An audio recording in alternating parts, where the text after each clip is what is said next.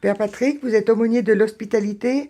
Alors, est-ce que vous pouvez nous expliquer un petit peu en quoi consiste votre mission durant cette semaine de pèlerinage? Alors ma mission d'abord c'est d'être auprès des hospitaliers, bien sûr, mais aussi être auprès des personnes malades et handicapées qui se trouvent donc à l'accueil de Notre-Dame. Alors ce qui fait qu'une journée commence, donc ils viennent à 7h moins quart, ou 6h30, 7h moins quart, les hospitaliers qui sont en service.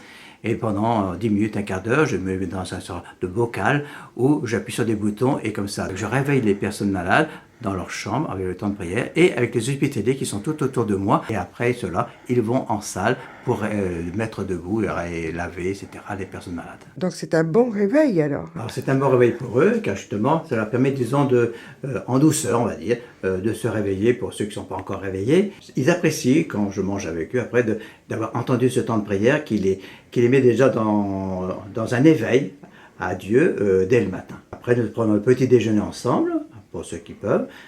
Et après, nous avons la journée. De toute façon, je suis toute la journée pour dire avec eux et avec les hospitaliers en règle générale, et avec bien sûr les nouveaux, les jeunes, etc., qui viennent aussi donc venir en aide dans les différents services, en salle pour certains, au restaurant pour d'autres.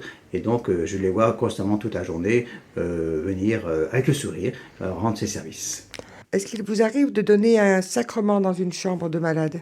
Voilà, pour les personnes qui n'auraient pas été à la célébration, bon, ils viennent chez moi ici, là, et donc ils viennent se confesser, comme ça peut avoir des confessions quelquefois qui sont plus longues, ou quelquefois des fardeaux lourds viennent à être libérés justement par le fait d'être tranquillement dans mon bureau ici, et à ce moment-là, on voit des choses extraordinaires qui se produisent. Et donc on a des grands moments de joie et de paix qui s'installent justement après avoir reçu le sacrement de réconciliation.